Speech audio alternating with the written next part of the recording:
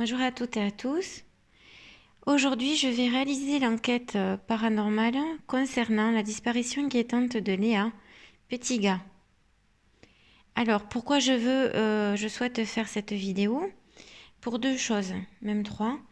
La première, c'est qu'on n'oublie pas cette jeune femme.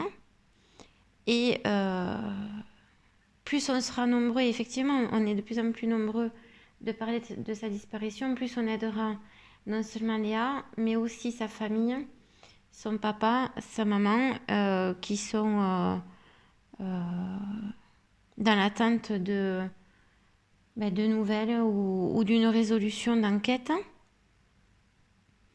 En tout cas, dans le but d'aider, ça c'est sûr. Donc, je vais vous remémorer les faits.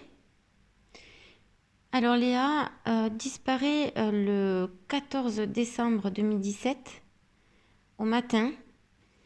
Son téléphone borne pour la dernière fois 8h30, 15 rue La Motte-Piquet, là où elle habitait. Et elle partait pour aller au travail, car elle travaillait dans une maison, alors une maison de quartier à Lévêque, dans un quartier, le quartier de la Beaujoire, où elle était attendue à 10h. Alors ce jour-là, elle porte un blouson court, kaki, un bonnet blanc, des écouteurs. Elle part avec son ordinateur, son téléphone aussi. Et la veille au soir, elle avait fait une soirée avec son meilleur ami. Et ils se séparent aux alentours de 23h puisque Léa travaillait, donc elle voulait se coucher assez tôt. Quoi dire d'autre? Alors, Léa est une belle jeune femme de 20 ans qui ressemble à une ado. Elle est svelte, elle fait 1m47, elle est brune aux cheveux longs, elle a les yeux verts. C'est une très jolie jeune fille, très gentille, dont nous allons tout faire pour pas qu'elle tombe dans l'oubli. Et surtout, si vous savez quelque chose, vous avez vu quelque chose, même si c'est quelque chose qui vous paraît anodin, s'il vous plaît, appelez la police. L'enquête n'est pas fermée et tout est utile, même quelques années après. Donc Léa disparaît le 14 décembre en allant au travail. Et malheureusement, je dis bien malheureusement parce que du coup l'enquête a démarré très tardivement, puisque la meilleure amie de Léa, n'ayant pas de nouvelles le 17 jusqu'au 17 décembre, 3 jours après, elle commence à s'inquiéter puisqu'elle avait les clés de chez elle. Elle va chez elle et elle entend les miaulements de ces deux chatons qui sont seuls et affamés. Donc le 18 décembre, la police, donc 4 jours après, la police lance les recherches. Bon, comme vous le savez tous, quand il y a des disparitions comme cela, plus on agit tôt et plus c'est mieux. On peut mettre des barrages de police en place, il y a beaucoup plus de choses qui peuvent aller beaucoup mieux. Là, on perd des traces, c'est compliqué. Donc maintenant que je vous ai décrit le contexte, j'espère que j'ai rien oublié. Oui, une dernière chose, son téléphone a borné sur un autre trajet. Bon, la police a enquêté depuis, qui n'était pas celui de son travail. Et c'était un appel sortant sur Internet, dont Léa ou une autre personne, voilà, avait fait borner son téléphone. Donc elle partait à son travail, elle avait laissé son carnet, sa tablette graphique, parce que c'est une passionnée de dessin. Elle était vraiment incroyable. Il y a de très jolis dessins qu'elle a fait sur Internet. Et donc pour situer le contexte de la vie de cette jeune femme, bon, ça rentrait dans des choses trop intimes. Léa arrête ses études. À 18 ans, elle part à Vannes vivre avec son fiancé militaire. Et elle le quitte en juin 2017, où là, donc 2 ans après, 18, 19, 20, et là, elle rappelle son papa qui est sur Nantes pour lui dire que elle veut retourner vivre à Nantes Et Christophe, le papa de Léa, lui trouve un appartement. Bon, il trouve que c'est un peu trop petit, mais Léa est ravie. Et donc, elle accepte avec beaucoup de joie de vivre toute seule. Elle avait un besoin d'autonomie, malgré des difficultés un peu financières qu'ont les jeunes hein, actuellement aussi. Donc, elle était soutenue, aimée, et voilà. Donc, on va commencer cette enquête pour Léa. Donc, bien sûr, comme d'habitude, je vais me servir du Dario. Et j'ai partagé les cartes. Suivant mon intuition, je fais autrement. De toute façon, chaque enquête, je fais autrement. Donc, on va voir ce que nous dit le Dario.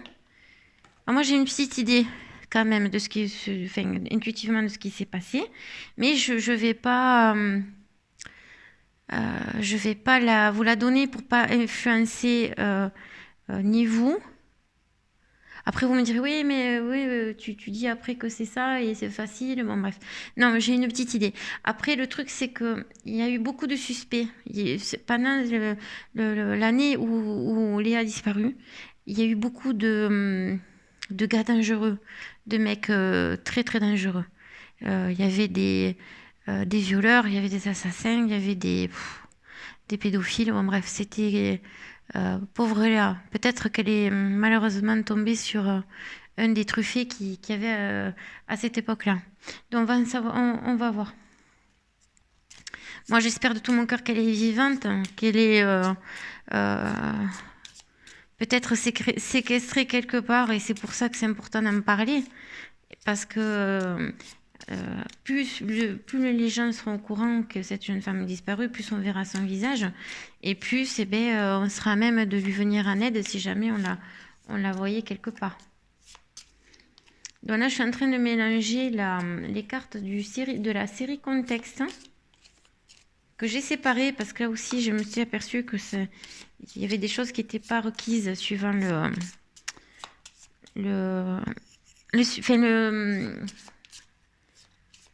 suivant la situation de la disparition de la personne. Donc voilà, pour Léa. Alors, série contexte, j'ai le mensonge.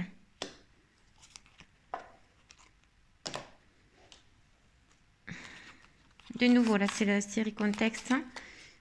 Donc, on va voir ce que les cartes nous disent. Donc, le mensonge pour Léa. Un camion. Donc, ça, c'est le contexte. Je vais regarder si ma caméra, si vous voyez bien les cartes. Oui, je vais les pousser un peu.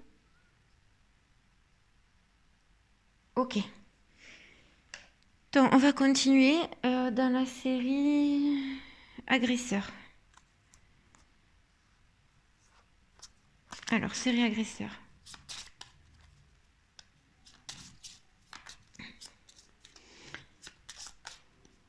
Série agresseur pour Léa Petitgars. Léa. Ah, je vois son visage quand je pense à elle, là. Léa. Alors, l'agresseur de Léa, c'est qui? Bon, on me parle d'un malade. Hein. Paranoïa, un schizophrène. Hein. Voilà. C'est un schizophrène.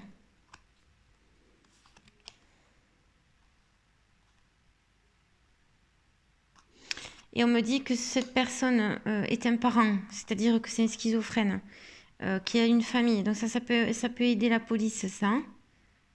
C'est un parent, donc c'est un papa. Ce personnage qui est l'agresseur, c'est un parent. Il est papa.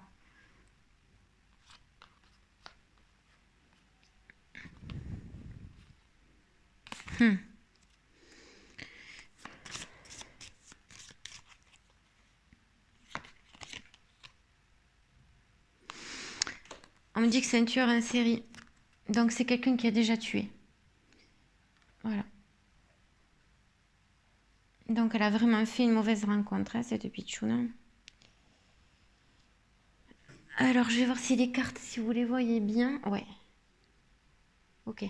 Je continue. Donc maintenant, je vais faire la série Contact.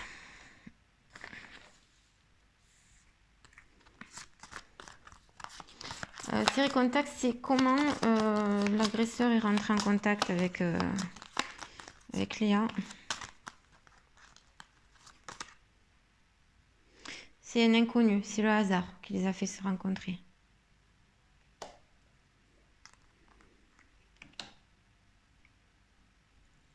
Alors maintenant, on va parler de la victime.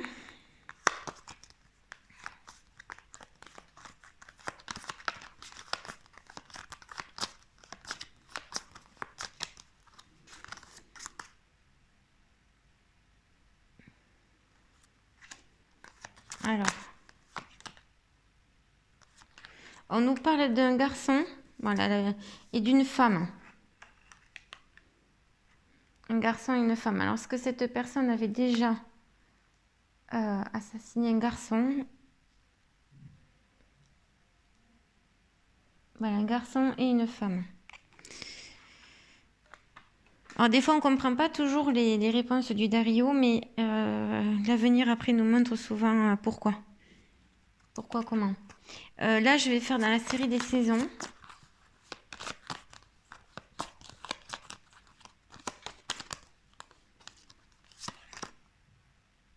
Là, on nous montre l'hiver. Alors là,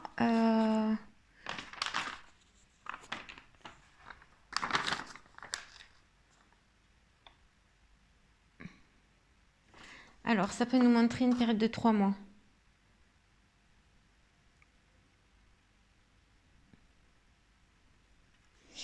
Là, je vais faire la série corps.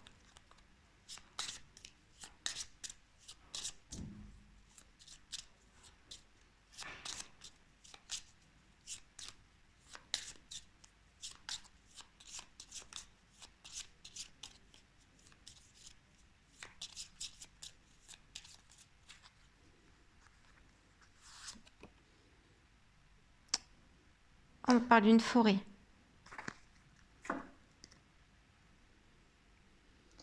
Série armes.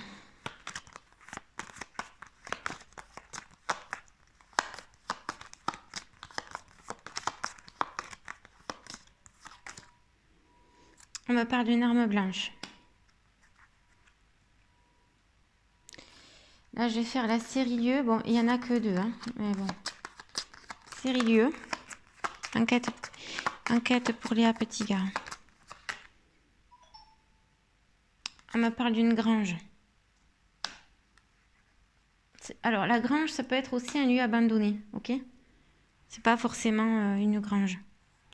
Ça peut être une maison abandonnée. C'est quelque chose d'éloigné, qui n'est pas à la vue de... c'est pas dans la ville, en fait. Hein. Là, je vais faire la série enquête, hein, pour savoir, en savoir un peu plus.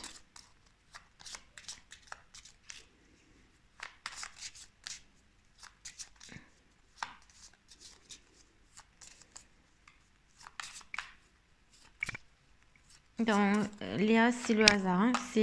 Elle a rencontré cette personne, elle a fait une mauvaise rencontre et c'est le hasard. C'est pas quelqu'un qui l'a pisté, c'est quelqu'un qui est tombé dessus. Dans la série enquête, on va nous parler d'un faux témoignage. Ah. On va nous parler d'un coupable.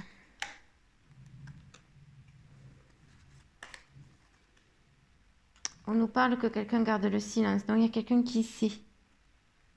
Il y a quelqu'un qui sait quelque chose.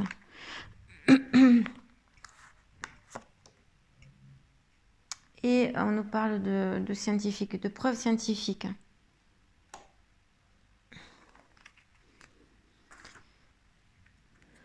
Dans la deuxième partie, là, c'est encore la série enquête, mais ça concerne d'autres détails. Dans la série enquête, Léa Petitgard.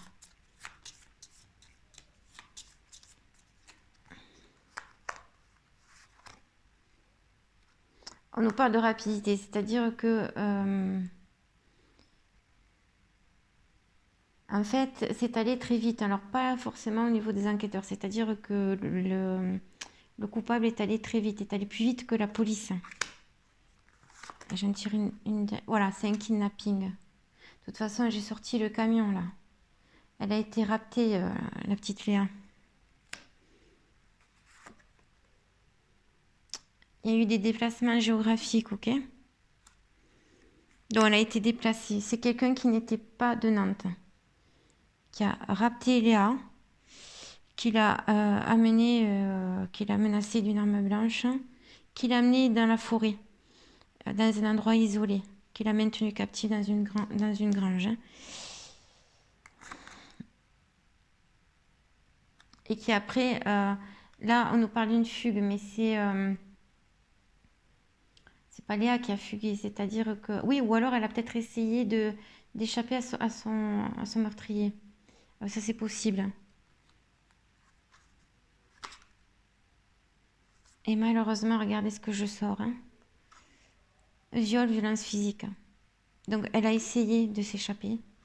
Et malheureusement, on nous dit qu'elle a été violée. Hein. Je suis désolée. C'est merdique. Hein. Ouais, je sais. Vous allez me dire, ouais, en quoi ça va aider le tirage que tu as fait. Ben, ça peut aider la police. Hein. Euh, le coupable, le coupable, pour moi, il l'avait. Hein. Ils l'ont trouvé. Hein. Seulement, il a fait un faux témoignage, mais quand il a gardé le silence. Hein. Et il n'y a pas assez de preuves scientifiques. Hein. Il n'y a pas assez de preuves hein, que cette personne est coupable. Et il est allé plus vite que les enquêteurs. Hein. Elle a été raptée et elle a été déplacée géographiquement. Donc, il ne faut pas la chercher à Nantes et aux alentours de Nantes. Il faut la chercher vraiment au-delà, quoi, à l'endroit où il y avait ce fameux meurtrier. Donc, elle a essayé de s'échapper et elle a été victime de viol, de violences physiques. Hein. Alors, pour pas aller dans le glauque, je pourrais savoir si elle est encore en vie, mais je vais pas le faire ici. Pourquoi? Parce que par rapport au respect que j'ai pour ses parents, parce que déjà là, si jamais Christophe, petit gars, voit cette vidéo, bon, c'est pas, il n'y a pas de bonnes nouvelles dans ce que j'ai vu là, et je veux pas qu'après ça leur gâche l'espoir qu'ils ont. Là, on me dit qu'elle a souffert. Après, on me dit pas qu'elle est morte. Donc, elle est peut-être retenue captive dans une grange ou dans une maison abandonnée, isolée dans une forêt. Voilà. Après, voilà. Si le papa de Léa souhaite vraiment savoir si elle a envie, qu'il me contacte, car d'ailleurs, je l'avais contacté. En privé, sur Facebook, il ne m'a pas répondu, ce que je comprends tout à fait. Hein. Il y a tellement de gens farfelus là-dedans, dans ce milieu. Bon, voilà, s'ils ne veulent pas savoir, je comprends aussi, c'est normal. Donc, moi, en dehors de cette vidéo, je regarderai si elle a encore en vie. Et si elle a encore en vie, je pense que je vais contacter la police pour leur dire, regardez cette vidéo, peut-être ça peut vous aider. En tout cas, il faut chercher du côté d'un paranoïaque schizophrène hein, et qui est parent. C'est un monsieur qui a des enfants, donc qui avait une femme ou qui a une femme, et c'est un tueur en série, c'est quelqu'un qui a déjà tué. Donc il y a quand même des indices là-dedans. Et il aurait déjà fait des victimes. On me parle d'une femme et d'un garçon. Donc Ah oui, ça y est, j'ai percuté. Moi, je viens d'avoir un flash. Non, en fait, non, il a déjà tué une femme. Et est-ce qu'il a violé un petit garçon? Il y a quelque chose dans ce sens-là. Il faut chercher dans ce sens-là. Il faut que les enquêteurs cherchent quelqu'un qui a déjà tué, qui a déjà violé une femme et un enfant et un garçon. Voilà. Donc écoutez, je vais m'arrêter là parce que c'est très très lourd. Euh, et je vous dis, bah, écoutez, portez-vous bien. Si quelqu'un partagez cette vidéo pour la mienne ou celle de quelqu'un d'autre, parce que j'ai vu aussi d'autres personnes qui en faisaient. Peu importe, faites ce que bon vous semble, mais surtout partagez des vidéos où on parle d'elle pour pas que la police ferme l'enquête, quoi, que ça reste pas un cold case. Et surtout que si elle est enfermée quelque part, on puisse aider et la retrouver, et la sauver. Voilà. Et d'ailleurs, elle a essayé hein, de s'échapper. Je pourrais peut-être essayer d'en savoir plus. Je vais tirer une dernière carte. Hein. Je vais tirer une dernière carte, on va voir ce qu'elles nous disent. C'est toujours la série enquête. Hein. On va voir Léa.